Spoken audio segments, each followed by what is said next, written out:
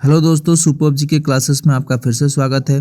आज के इस वीडियो में 2022 में आयोजित बिहार बीएड एंट्रेंस एग्जाम्स में पूछे गए सामान्य ज्ञान के प्रश्नों को सॉल्व करेंगे। ये प्रश्न आने वाले परीक्षाओं के लिए बहुत ही महत्वपूर्ण है। तो आइए शुरू करते हैं। तो पहला प्रश्न है, कंप्यूटर का जनक कौन है? तो कंप्यूटर का जनक हो जाएगा चार्ल्स बेबेज। ऑप्शन बी हो जाएगा इसका राइट आंसर। तो इसके बाकी के ऑप्शंस को भी हम देख लेते हैं। तो ऑप्शन ए है जेम्स गोसलिंग। तो जेम्स गोसलिंग ने जावा को इन्वेंट किया। ठीक है, जेम्स गोसलिंग ने जावा को इन्वेंट किया। ठीक है, इसके बाद है ऑप्शन सी डेनिस रिची। तो डेनिस रिची ने Unix operating system and C programming language का इन्होंने इन्वेंट किया। बर्जने स्ट्रोस्ट्रप ने C++ प्रोग्रामिंग लैंग्वेज को इन्वेंट किया। ठीक है, ये ऑप्शंस में जो भी आते हैं ना, ये भी बहुत इंपॉर्टेंट होते हैं। ठीक है, इनको भी हम याद रखेंगे। चलिए नेक्स्ट देखते हैं। जेपीजी एक्सटेंशन आमतौर पर किस तरह के फाइल को संदर्भित करता है? जेपीजी एक्सटेंशन आमतौर पर किस तरह की फाइल को संदर्भित करता है? तो देखिए, जितने भी इमेज फाइल होते हैं, इमेज या फोटोज होते हैं, उनके लास्ट में जेपीजी एक्सटेंशन लगा होता है। तो इसका आंसर हो जाएगा ऑप्शन डी। ठीक है, तो इस तरह से और भी प्रश्न इंपॉर्टेंट पूछे जाते हैं, जैसे एमएस वर्ड। तो एमएस वर्ड का एक्सटेंशन क्या होता है? Dock x. एमएस वर्ड का कोई डॉक्यूमेंट हो तो उसके लास्ट में डॉक एक्स लिखा होता है, जिससे आप उसको देखकर ही पता कर सकते हैं कि ये किस तरह का फाइल है। ठीक है, तो एमएस एक्सेल का क्या होता है? X L S X. ठीक है, एक्सेल एस एक्स। और पावर पॉइंट का क्या हो जाता है? पीपीटीएक्स। पीपीटीएक्स। और कोई फाइल अगर डॉक्यूमेंट में हो तो उसका एक्सटेंशन क्या हो जाएगा? पीडीएफ। ठीक है, ये चारों भी हम याद रखेंगे। चलिए नेक्स्ट देखते हैं। प्रो कबड्डी लीग की शुरुआत कब हुई थी? तो प्रो कबड्डी लीग की शुरुआत 2014 में हुई थी। प्रो कबड्डी लीग की शुरुआत 2014 में हुई थी। तो निम्नलिखित में से किसकी सघनता में वृद्धि से अधिकतम ग्लोबल वार्मिंग हो सकती है? ठीक है, अधिकतम ग्लोबल वार्मिंग किसकी सघनता से हो सकती है? तो ऑक्सीजन है, नाइट्रोजन है, कार्बन डाइऑक्साइड है और जलवाष्प है। तो इसका आंसर हो जाएगा ऑप्शन सी, कार्बन डाइऑक्साइड की सघनता से अधिकतम ग्लोबल वार्मिंग हो सकती है। ठीक है, चलिए नेक्स्ट देखते हैं। किस चीज से भरपूर आहार में प्रोटीन और वसा में भरपूर आहार की तुलना में कम पानी की आवश्यकता पड़ती है? ठीक है, प्रोटीन और वसा से युक्त अगर कोई आहार है तो उसमें जितनी पानी की आवश्यकता पड़ती है, इनमें से किससे भरपूर आहार में उससे कम पानी की आवश्यकता पड़ती है? इसका आंसर हो जाएगा ऑप्शन सी। तो कार्बोहाइड्रेट से भरपूर आहार में प्रोटीन और वसा में भरपूर आहार की तुलना में कम पानी की आवश्यकता पड़ती है। ठीक है, चलिए नेक्स्ट देखते हैं। एथलीट या शारीरिक प्रशिक्षण की व्यवस्थित योजना को कहा जाता है? ठीक है, तो एथलीट या शारीरिक प्रशिक्षण जो करते हैं उनकी व्यवस्थित योजना होती है, उसको क्या बोलते हैं? तो उसको अवधिकरण बोलते हैं, पीरियोडाइजेशन बोलते हैं। ठीक है, तो यह एक सिस्टमेटिक प्रोसेस ऑफ एक्सरसाइज है। एक सिस्टम को देखकर हम एक्सरसाइज को परफॉर्म करते हैं, जैसे कितने सेट डंबल मारने हैं, कितने चिनअप मारने हैं, कितने सिटअप मारने हैं, कितने पुशअप मारने हैं। तो इस पद्धति को पीरियोडाइजेशन कहते हैं। चलिए नेक्स्ट देखते हैं। अंतर्राष्ट्रीय योग दिवस कब मनाया जाता है? ये क्वेश्चन भी बहुत इंपॉर्टेंट है, ये बार बार पूछा जाता है। ठीक है, तो 21 जून को अंतर्राष्ट्रीय योग दिवस मनाया जाता है। ऑप्शन बी हो जाएगा इसका राइट आंसर। मानव शरीर के कौन से अंग में लसिका कोशिकाएं पाई जाती हैं? लसिका कोशिकाएं बनती हैं, लिम्फोसाइट कोशिकाएं। ठीक है, तो इसका आंसर हो जाएगा ऑप्शन बी, दीर्घ अस्थि। ठीक है, लॉन्ग बोन। इसका आंसर हो जाएगा दीर्घ अस्थि में लसिका कोशिकाएं बनती हैं। चलिए नेक्स्ट देखते हैं। निम्नलिखित में से द ऑडेसिटी ऑफ होप पुस्तक का लेखक कौन है? तो द ऑडेसिटी ऑफ होप पुस्तक के लेखक हैं बराक ओबामा। ठीक है, चलिए नेक्स्ट देखते हैं। एक पारिस्थितिकी तंत्र के जैविक घटकों में शामिल है। ठीक है, पारिस्थितिक तंत्र मतलब इकोसिस्टम में क्या क्या होता है? तो देखिए इसमें आंसर हो जाएगा इसका ऑप्शन सी, उत्पादक, उपभोक्ता और डिकम्पोजर। तो इसको हम समझ लेते हैं। तो उत्पादक यानी प्रोड्यूसर, तो प्रोड्यूसर क्या है? घास है, ठीक है, घास का उत्पादन हुआ। तो उसका कंज्यूमर कौन है, उपभोक्ता कौन है? तो वह है गोट, ठीक है, बकरियां घास खाती हैं। लेकिन जब बकरी की मृत्यु हो जाती है तो वह डिकम्पोज होता है, किसके द्वारा? इंसेक्ट द्वारा, और डिकम्पोज होकर फिर से वह मिट्टी बन जाता है। तो ये एक चक्र चलता रहता है, ठीक है। इसी को इकोसिस्टम कहते हैं और इसके ये 3 मुख्य घटक हैं, प्रोड्यूसर, कंज्यूमर एंड डिकम्पोजर। उत्पादक, उपभोक्ता और डिकम्पोजर, ठीक है। चलिए नेक्स्ट देखते हैं। सौरमंडल की सबसे बाहरी कक्षा में स्थित ग्रह है। तो सौरमंडल की सबसे बाहरी कक्षा में स्थित ग्रह है वरुण, नेपच्यून, ठीक है। वरुण जो है वह सौरमंडल की सबसे बाहरी कक्षा में स्थित ग्रह है, ठीक है। तो इसको भी हम, इसके चार्ट को हम लोग देख लेंगे एक बार। देखिए पहला है बुध, शुक्र, पृथ्वी, मंगल, बृहस्पति, शनि, अरुण और वरुण, ठीक है। वरुण 8वां है और लास्टवां ग्रह है, लास्ट का ग्रह। तो पहला ग्रह क्या है? तो वह है बुध, ठीक है। तो इस चार्ट को भी हम याद रखेंगे। चलिए नेक्स्ट देखते हैं। गुणसूत्र शब्द द्वारा गढ़ा गया। तो गुणसूत्र शब्द किसके द्वारा गढ़ा गया? तो वाल्डेयर, ऑप्शन सी हो जाएगा इसका राइट आंसर। गुणसूत्र शब्द का इस्तेमाल इन्होंने ही पहली बार किया था। तो गुणसूत्र से भी बहुत सारे प्रश्न आते हैं, ठीक है। गुणसूत्र से भी बहुत सारे प्रश्न आते हैं और इसके बाकी के ऑप्शंस को भी हम एक बार देख लेंगे। बाकी के जो 3 ऑप्शन है वो किस चीज़ से संबंधित है वो भी हम लोग देख लेंगे, ठीक है। तो देखिए सबसे पहले है गुणसूत्र। गुणसूत्र made with protein and DNA, ठीक है। क्रोमोसोम, प्रोटीन और डीएनए से मिलकर बनता है, ठीक है। यह कहाँ पाया जाता है गुणसूत्र? तो यह प्रत्येक कोशिका के न्यूक्लियस में, found in nucleus of each cell, प्रत्येक कोशिका के केंद्र में यह पाया जाता है गुणसूत्र। उसके बाद क्या है? Cell normally contains 23 pairs of chromosome. तो हर एक कोशिका के केंद्र में 23 जोड़ी क्रोमोसोम पाई जाती हैं। 23 जोड़ी गुणसूत्र होते हैं, ठीक है, 23 जोड़ी। इसको हमें याद रखना है, ठीक है। तो इसमें देखिए ए और बी में ऑप्शन है सटन और बवेरी। तो सटन और बोवेरी ने क्रोमोसोम का थ्योरी दिया था। तो क्या थ्योरी था? Carriers of genetic material. तो आनुवांशिक जितने भी गुण होते हैं वह किसके द्वारा एक शरीर से दूसरे शरीर में जाते हैं, एक पीढ़ी से दूसरी पीढ़ी में किसके द्वारा जाते हैं? तो वह क्रोमोसोम के द्वारा, गुणसूत्र के द्वारा ही। जैसे पिता का गुण अगर पुत्र में जा रहा है तो वह गुणसूत्र की वजह से ही जाता है, ठीक है। ऑप्शन डी देखिए हॉपमेस्टर है। तो हॉपमेस्टर ने थ्योरी ऑफ प्लांट इवोल्यूशन दिया, ठीक है। Alternation of generation as a general principle in plant life, ठीक है। तो इन्होंने, तो सटन, बोवेरी और वाल्डेयर ने मनुष्यों के लिए दिया और होमिस्फेयर ने यही थ्योरी पौधों के लिए दिया, ठीक है। चलिए नेक्स्ट देखते हैं। जब भारतीय न्यायिक पद्धति में लोकहित मुकदमा PIL लगाया गया तब भारत के मुख्य न्यायमूर्ति कौन थे? जब भारतीय न्यायिक पद्धति में लोकहित मुकदमा PIL लाया गया तब भारत के मुख्य न्यायमूर्ति कौन थे? वो थे PN भगवती, ठीक है, वो थे PN भगवती। प्रथम लोकसभा के अध्यक्ष कौन थे?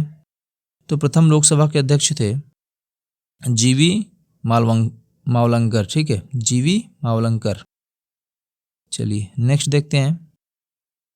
ददाब नामक एक बहुत बड़ा शरणार्थी शिविर जो समाचारों में था कहाँ स्थित है? तो केनिया में ददाब नामक एक बहुत बड़ा शरणार्थी शिविर बनाया गया था, ठीक है। ये न्यूज़ से है, ठीक है, करंट अफेयर से रिलेटेड है। यात्री इब्न बतूता कहाँ से आया था? तो यात्री इब्न बतूता मोरक्को से आया था, ठीक है। तो 1933 में आया था मोहम्मद बिन तुगलक के शासनकाल में। इसने जो बुक लिखी वह थी रिहला, ठीक है। रिहला इब्न बतूता ने लिखी थी, ठीक है। चलिए नेक्स्ट देखते हैं, निम्नलिखित में से कौन सा जोड़ा गलत है। ठीक, तो हेनसांग चीन, तो हेनसांग चीन से आया था। ठीक है, इब्न बतूता मोरक्को से आया था। ठीक है, मेगास्थनीज ग्रीस से आया था। ठीक है, फाहियान जो था वो चीन से आया था, लेकिन यहाँ मलेशिया है। तो ये ऑप्शन डी जो है वो गलत है। ठीक है, ये होगा हमारा राइट आंसर। ठीक है, तो इसके इस लिस्ट को हम याद रखेंगे। ठीक है, इस लिस्ट को, ये जो चारों यात्री हैं इनके लिस्ट को मैंने यहाँ पर दे दिया है, आप इन्हें स्क्रीनशॉट कर ले और लिख लें। ठीक है, तो हेनसांग चीन से आया था हर्षवर्धन के शासनकाल में। इब्न बतूता मोरक्को से आया था मोहम्मद बिन तुगलक के शासनकाल में 1333 में। मेगास्थनीज ग्रीस से आया था चंद्रगुप्त मौर्य के समय में। और फाहियान चीन से आया था चंद्रगुप्त विक्रमादित्य या फिर चंद्रगुप्त द्वितीय के शासनकाल में। ठीक है, यह भी बहुत इंपॉर्टेंट है, इसको आप याद रखिएगा। इस तरह के प्रश्न अक्सर पूछे जाते हैं, मोस्ट इंपॉर्टेंट है ये। ठीक है, प्रसिद्ध कथन किसने दिया था, मनुष्य स्वतंत्र पैदा होता है लेकिन वह हर जगह जंजीरों में जकड़ा होता है। मनुष्य स्वतंत्र पैदा होता है लेकिन वह हर जगह जंजीरों में जकड़ा होता है, यह किसने कहा। तो इसका आंसर हो जाएगा ऑप्शन डी, रूसो। ठीक है, रूसो ने यह कहा था। चलिए नेक्स्ट देखते हैं, हमारे शरीर में यूरिया का निर्माण कहाँ होता है। तो हमारे शरीर में यूरिया का निर्माण जिगर या लिवर में होता है। ठीक है, जिगर या लिवर में होता है यूरिया का निर्माण। ठीक है, चलिए नेक्स्ट देखते हैं, बिहार के पानी में किस रसायन का साधारण है। तो बिहार के पानी में किस रसायन का साधारण है, तो वह आर्सेनिक हो जाएगा। ठीक है, ऑप्शन डी हो जाएगा इसका राइट आंसर। चलिए, सिलिकॉन वैली कहाँ स्थित है। तो सिलिकॉन वैली सैन फ्रांसिस्को के पास स्थित है। यह अमेरिका में है और यह आईटी हब है। ठीक है, यह आईटी हब है सैन फ्रांसिस्को के पास। ठीक है, अंगूर की खेती को क्या कहते हैं। इसका आंसर हो जाएगा ऑप्शन बी, विटिकल्चर। अंगूर की खेती को विटिकल्चर कहते हैं। चलिए नेक्स्ट देखते हैं, निम्नलिखित पर विचार कीजिए। ठीक है, जलियांवाला बाग हत्याकांड, असहयोग आंदोलन की वापसी, खिलाफत आंदोलन की शुरुआत और स्वराज पार्टी का गठन, उनका सही काल अनुक्रमिक संक्रम है। ठीक है, तो ये घटनाएं कब कब घटी थी, उनको सजा के लिखना है। तो देखिए, जलियांवाला बाग 1919 में घटी थी। ठीक है, तो पहला वाला पहले, और असहयोग आंदोलन की वापसी 1922 में हो गई थी। खिलाफत आंदोलन की शुरुआत 1920 में हुई थी और स्वराज पार्टी का गठन 1923 में हुई थी। ठीक है, अब इसको याद रखिएगा और इसका आंसर हो जाएगा ऑप्शन सी। ठीक है, 1 3 2 4, 1 3 2 4। ठीक है, 19 में, 20 में, 22 में, फिर 23 में। ठीक है, चलिए नेक्स्ट देखते हैं, एसआई प्रणाली में स्थितिज ऊर्जा की इकाई है। तो देखिए, इकाई से भी प्रश्न पूछे जाते हैं। तो एसआई प्रणाली में स्थितिज ऊर्जा की इकाई है जूल।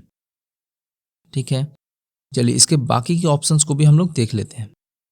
तो न्यूटन जो है वो बल की इकाई है।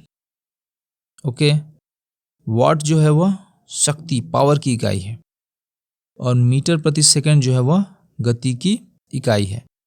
ठीक है, ये भी इंपॉर्टेंट है, इसको भी हम याद रखेंगे। चलिए नेक्स्ट है, एलपीजी के मुख्य घटक क्या है। ये भी इंपॉर्टेंट क्वेश्चन है। ठीक है, एलपीजी के मुख्य घटक क्या हैं। तो मीथेन, ब्यूटेन और प्रोपेन है। ठीक है, ये ऑप्शन बी हो जाएगा इसका राइट आंसर। चलिए नेक्स्ट देखते हैं, इनमें से किस एक देश ने ईमेल का आविष्कार किया है। निम्नलिखित में से किस एक देश ने ईमेल का आविष्कार किया था। तो इसका आंसर हो जाएगा अमेरिका। ठीक है, ऑप्शन सी हो जाएगा अमेरिका राइट आंसर। चलिए, ऊर्जा का अनवीकरणीय स्रोत कौन सा है। ऊर्जा का अनवीकरणीय, जिसको फिर से नहीं बनाया जा सकता। ठीक है, तो इसका हो जाएगा थर्मल पावर। ठीक है, थर्मल पावर हो जाएगा इसका right answer. World trade organisation का पूर्ववर्ती नाम क्या था। तो वर्ल्ड ट्रेड ऑर्गेनाइजेशन का पूर्ववर्ती नाम क्या था? तो वह था the general agreement on tariffs and trade. Option B हो जाएगा इसका right answer, the general agreement of tariff and trades, GATT। और वर्ल्ड ट्रेड ऑर्गेनाइजेशन का काम क्या है? तो ये विश्व व्यापार का नियम बनाता है। ठीक है, विश्व में आप कहीं भी अगर व्यापार करते हैं तो इसके नियम को आपको मानना पड़ेगा। ठीक है, चलिए नेक्स्ट देखते हैं। वर्ल्ड डेवलपमेंट रिपोर्ट एक वार्षिक प्रकाशन है। वर्ल्ड डेवलपमेंट रिपोर्ट जो है वो किसकी वार्षिक प्रकाशन है? तो इसका आंसर हो जाएगा ऑप्शन बी, अंतर्राष्ट्रीय पुनर्निर्माण एवं विकास बैंक का। ठीक है, तो देखिए इसका आंसर हो जाएगा ऑप्शन बी। तो देखिए यहाँ पर कुछ फुल फॉर्म्स हैं, जैसे संयुक्त राष्ट्र विकास का कार्यक्रम, तो इसको UNDP कहते हैं, यूनाइटेड नेशनल डेवलपमेंट प्रोग्राम। और अंतर्राष्ट्रीय पुनर्निर्माण एवं विकास बैंक का क्या हो जाएगा? IBRD, international bank of reconstruction and development. विश्व व्यापार संगठन का क्या हो जाएगा? World trade organisation, WTO। और अंतर्राष्ट्रीय मुद्रा कोष का हो जाएगा IMF, इंटरनेशनल मॉनिटरी फंड। देखिए इनके फुल फॉर्म्स भी पूछे जाते हैं। ठीक है, तो आप इसे याद रखिएगा। चलिए नेक्स्ट देखते हैं, मनुष्य में टाइफाइड बुखार किसके कारण होता है? तो मनुष्य में टाइफाइड बुखार साल्मोनेला टाइफी की वजह से होता है। ठीक है, इनके बाकी के ऑप्शंस को भी हम देखते हैं। देखिए प्लाज्मोडियम वाइवैक्स जो है वो एक प्रोटोजोआ है जिसकी वजह से मलेरिया होता है। ठीक है, साल्मोनेला टाइफी जो है वो बैक्टीरिया है, तो उस बैक्टीरिया की वजह से टाइफॉइड फीवर होता है। राइनो वायरस ये एक वायरस है जिसकी वजह से कॉमन कोल्ड यानी आमतौर पर जो बुखार आदि होते हैं वो होता है। ट्राइकोफाइटन एक फंगी है जिसकी वजह से दाद आदि रिंगवॉर्म होते हैं। ठीक है, खुजली उजली होती है, यह एक फंगी है। ठीक है, तिरुपुर विश्व के अनेक क्षेत्रों को निम्नलिखित वस्तुओं में से किसके निर्यात के लिए प्रसिद्ध है? तो इसका आंसर हो जाएगा ऑप्शन सी, बुने हुए वस्त्रों के लिए तिरुपुर विश्व में विख्यात है। ठीक है, चलिए नेक्स्ट देखते हैं, निम्नलिखित में से किसने सबसे पहले यह कहा कि पृथ्वी गोलाकार है? तो अरस्तु ने, एरिस्टोटल ने कहा कि पृथ्वी गोल है। तो इसका हम बाकी के ऑप्शंस को भी देख लेंगे। तो एरिस्टोटल ने कहा the earth is a sphere, ठीक है, पृथ्वी गोलाकार है। और निकोलस कोपरनिकस ने कहा कि द सन वाज सेंचुनरी, तो सूर्य स्थिर है in the centre of the universe, ब्रह्मांड के बीच में सूर्य जो है वो स्थिर है और पृथ्वी इसके चारों तरफ चक्कर लगाती है। तो यह कोपरनिकस ने कहा। और टॉलमी ने क्या कहा? Moon, Mercury, Venus and the sun all revolves around the sun. ठीक है, तो इन्होंने ये जो कहा वो गलत कहा कि moon, Mercury, Venus and the sun all revolves around the earth. तो पृथ्वी रुकी है, बाकी की ये सारी चीजें इसके आसपास घूम रही थी, तो ये उन्होंने गलत कहा था। ठीक है, चलिए नेक्स्ट देखते हैं, ज्वालामुखी उद्गार नहीं होते हैं। ठीक है, वोल्केनिक इरप्शंस नहीं होते, तो वो कहाँ नहीं होते हैं? तो इसका आंसर हो जाएगा ऑप्शन ए, बाल्टिक सागर में ज्वालामुखी उद्गार नहीं होते हैं। ठीक है, चलिए नेक्स्ट देखते हैं, क्वार्जाइट कायांतरित होती है, क्वार्जाइट कायांतरित होती है या रूपांतरित होती है किस पत्थर से? तो ये हो जाएगा ऑप्शन सी, इसका राइट आंसर हो जाएगा ऑप्शन सी, बलुआ पत्थर से। बलुआ पत्थर से क्वार्जाइट कायांतरित होती है। चलिए नेक्स्ट देखते हैं, निम्नलिखित प्राकृतिक तथ्यों पर विचार कीजिए। ठीक है, पहला है स्थानीय ताप, प्रकाश परावर्तन, प्रकाश अपवर्तन, प्रकाश विवर्तन। तो इनमें से किस तथ्य के कारण मरीचिका बनती है? तो मरीचिका बनने के क्या कारण है? तो वो है प्रकाश का परावर्तन और प्रकाश का अपवर्तन। इसका आंसर हो जाएगा ऑप्शन सी। ठीक है, प्रकाश का परावर्तन और प्रकाश का अपवर्तन की वजह से मरीचिका बनती है।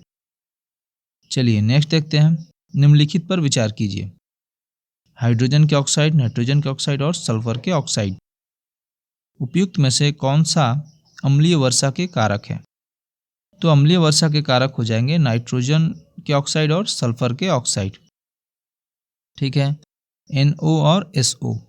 तो इसका आंसर हो जाएगा ऑप्शन सी, 2 और 3। चलिए नेक्स्ट देखते हैं। हेपाटाइटिस बी का संक्रमण होता है। तो हेपाटाइटिस बी कैसे फैलती है? तो वो रक्त चढ़ाने से फैलती है। हेपाटाइटिस बी एड्स की तरह ही रक्त से फैलती है। तो इसका आंसर हो जाएगा ऑप्शन डी। ठीक है, चलिए यहाँ पे कुछ डिटेल्स हम देख लेते हैं। हेपाटाइटिस बी किसकी वजह से, कौन से वायरस? तो HBV, हेपाटाइटिस बी वायरस की वजह से होता है। यह एक वायरस है और यह लीवर को इफेक्ट करता है। हेपाटाइटिस बी से क्या होता है? लीवर इफेक्टेड होता है। ठीक है, एड्स देख लेते हैं। एड्स किसकी वजह से होता है? तो HIV वायरस की वजह से होता है। इससे हमारे शरीर में क्या क्षति पहुंचती है? यह डैमेजिंग योर इम्यून सिस्टम, यह आपके प्रतिरोध क्षमता को नष्ट करती है। तो इसमें एड्स और HIV के फुल फॉर्म को भी पूछा जाता है। तो एड्स का फुल फॉर्म क्या हो जाएगा? Acquired immunodeficiency syndrome.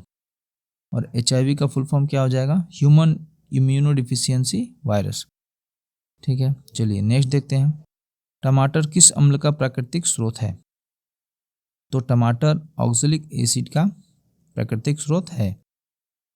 ठीक है, चलिए नेक्स्ट देखते हैं। सोडियम हाइड्रोक्साइड का उपयोग, NaOH। तो सोडियम हाइड्रोक्साइड का उपयोग सफाई कारक के रूप में होता है। ठीक है, तो अब तक के वीडियो में इतना ही। मिलते हैं अगले वीडियो में, तब तक के लिए जय हिंद, जय भारत।